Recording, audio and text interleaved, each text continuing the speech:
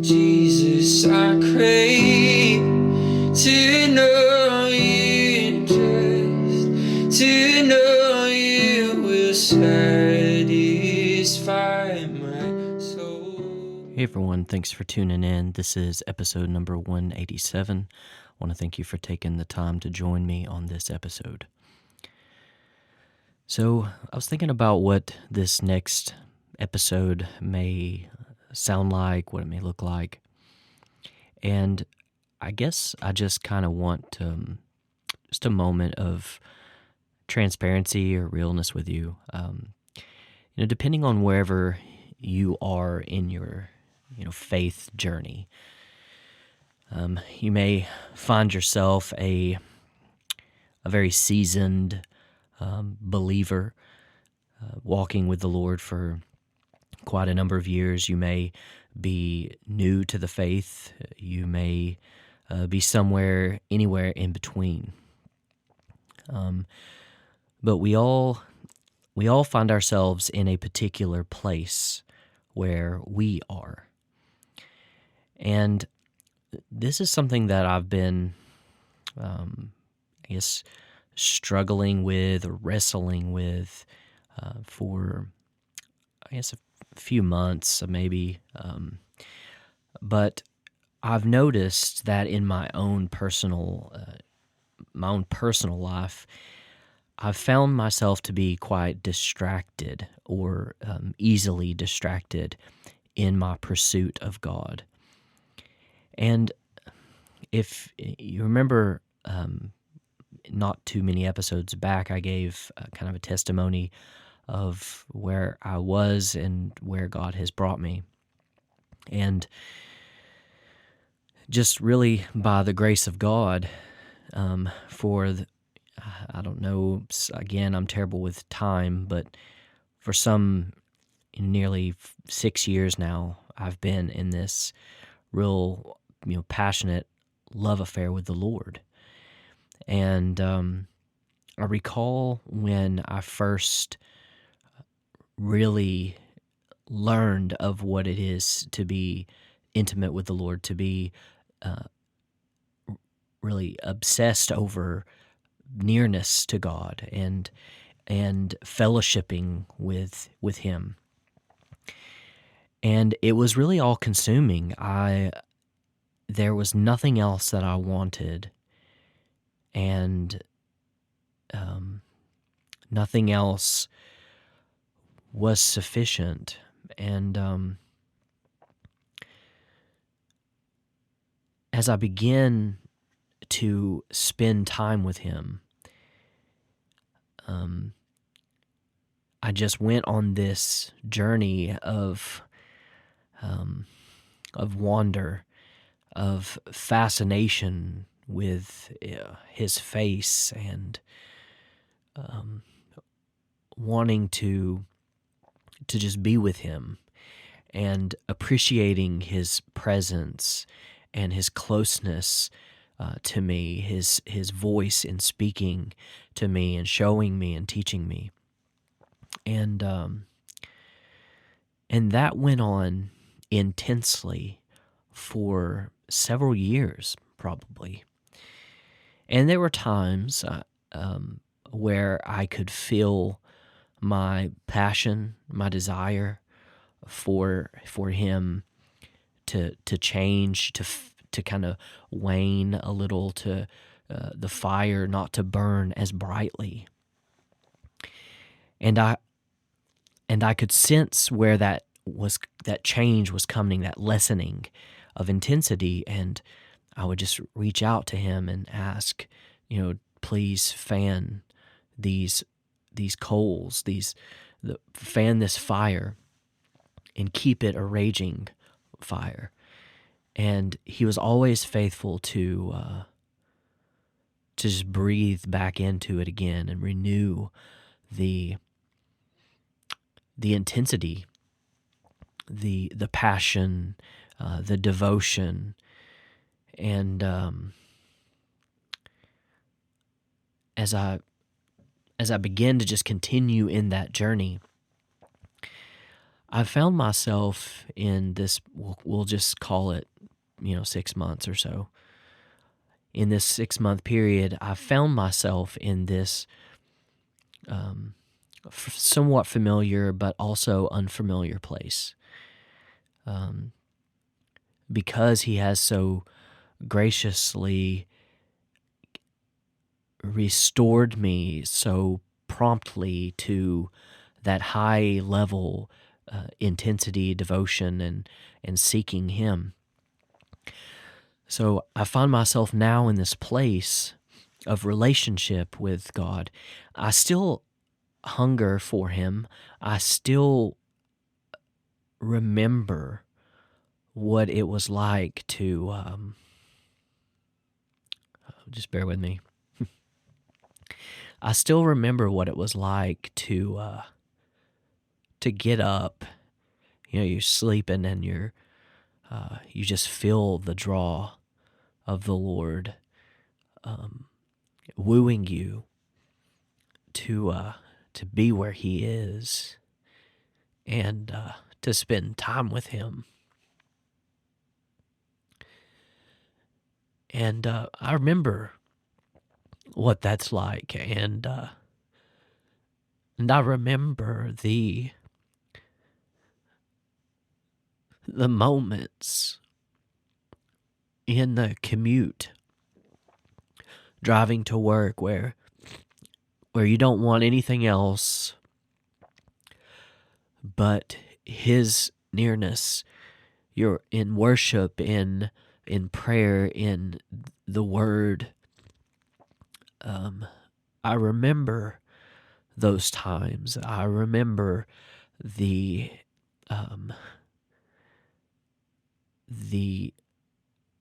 tears pouring to where you thought you should probably pull over to be safe. I remember all of these intense moments. I remember the times where, if my family, wife and kids would go somewhere and visit friends or family, and I would hang back. I remember the excitement of what it was like to be excited that I was going to have that private time, that I could steal away with the Lord. And I remember what it was like when I didn't want the Lord and I was living for myself and my flesh. And so I remember those times when I would be by myself and I didn't want anything to do with the Lord in those moments. So I remember that shift in me that craved privacy so that I could be with the Lord. And I find myself in this place now of, I guess we'll just call it like a wilderness, where I find that things are distracting my, I'm sorry, this is a mess. I find that things that don't matter are getting in the way of my devotion, of my my endurance in the secret place. Before I may last, just 2 solid hours of actively, sweetly, aggressively, passionately pursuing God in prayer and worship, in my my own home or my closet, just And I notice now in this place where I'm at, my attention span is so short. And, I think back to those times. We a lot of times we talk of them as like this first love thing, and I can't count the number of people that when God first wrecked my heart for Him in a good way. I can't tell you all the people that said, you'll balance out and it's kind of like this honeymoon phase. And I always resented that. And why should it? Why should it mellow out? Why do you need to be balanced? You can't steal away with the Lord all the time. You have to be an adult. You have responsibilities, and you have all this. You have to ... And I thought that was rubbish, and I know it's probably good intentioned, but I still think it's rubbish because I miss that intensity.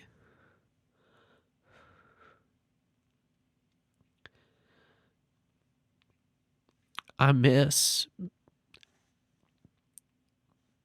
being so sensitive to His nudgings.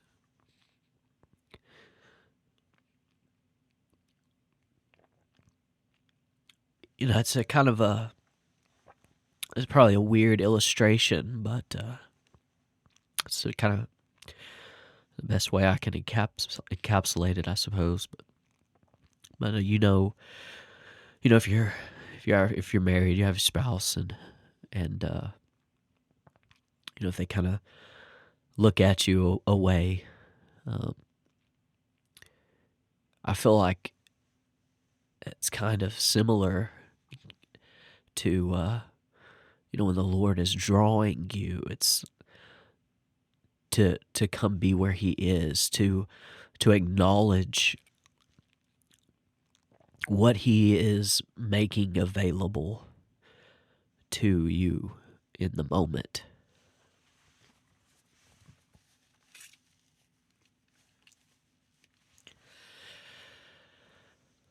So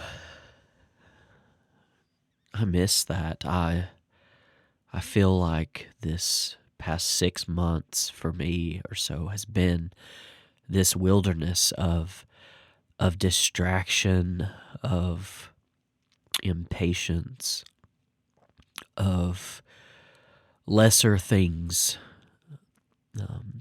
winning out in my affections.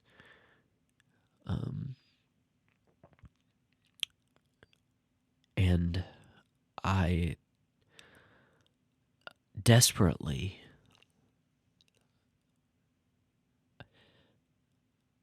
want to reconnect to God in a way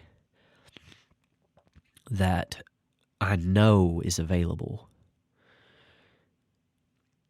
And I acknowledge at the same time that there was nothing in myself during those times, during those years of faithfulness to Him in the secret place and intimacy and nearness to God. There was nothing in me that I brought to the table in my faithfulness. It's His grace, and I just get to partner with that.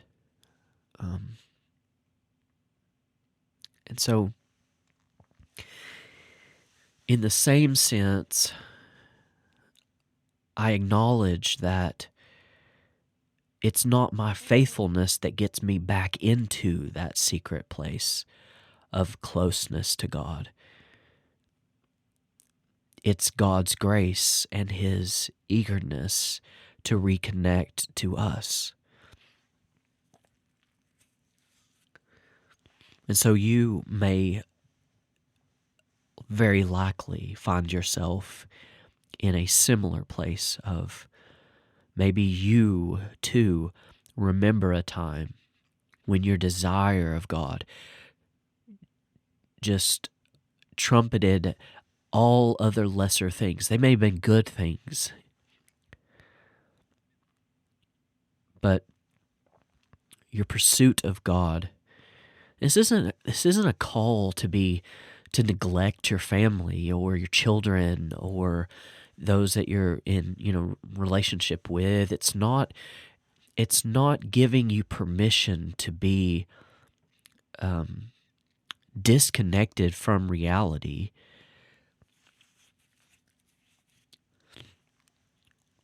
But it is, I think, permission to rearrange your value system in such a way that you reprioritize what is most important and what is most good. Jesus spoke of Mary to Martha and said she has chosen the better part. Our lives are made up of multiple parts of things, and some good, and some neutral, and some rubbish. So, God, may we brush away the rubbish and release the things of neutrality and cling to the better part.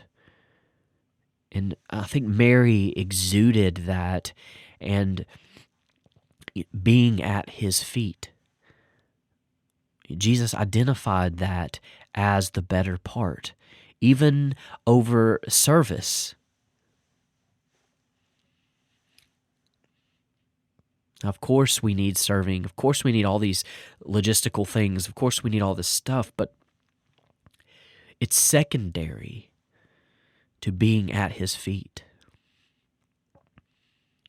So you may find yourself wishing, praying, hoping, asking God to bring you back to the place where your passion was at its highest point. You may be asking him, you may now be at that place of highest passion, and you may be asking him more, Lord.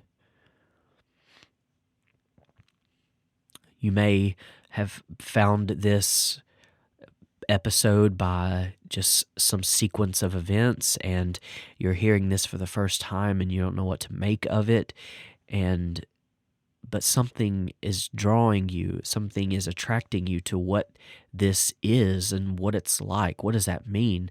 Perhaps you've been curious of what it is to seek God and to discover him through the person of Jesus.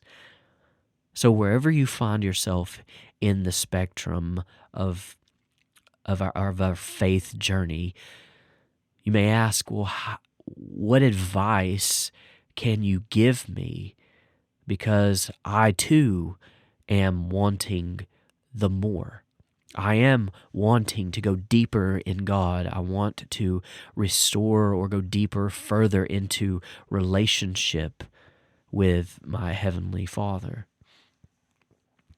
So what advice would you give me as I struggle with this area in my life?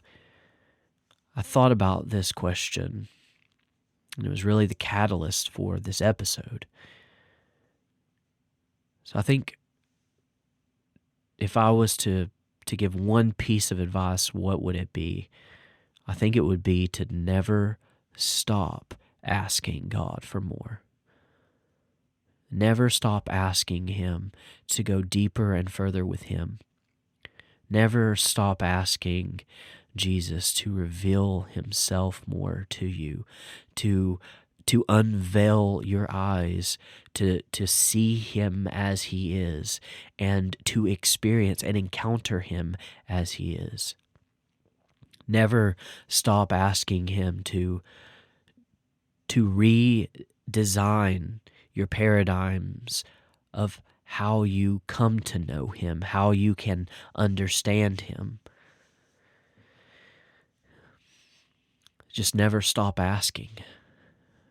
I think it's when we do stop, we come to this place of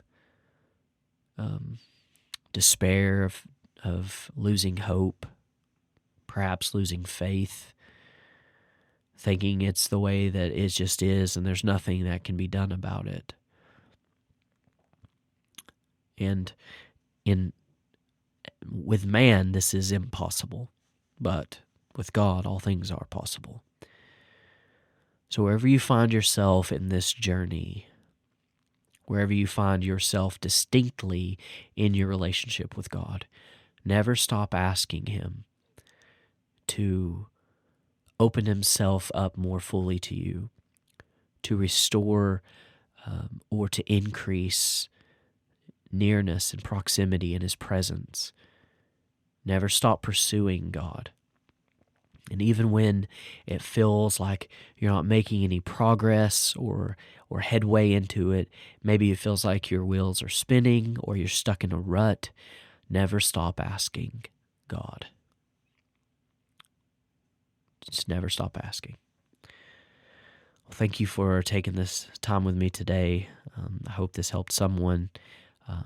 It was warm and touching to my heart to speak of it, just a little raw and real. So I hope it was a blessing. Thanks for taking the time with me, and we will see you on the next one. God bless. If it means that I'm close to you, I would trade 1,000,000 lifetimes for a moment here with you.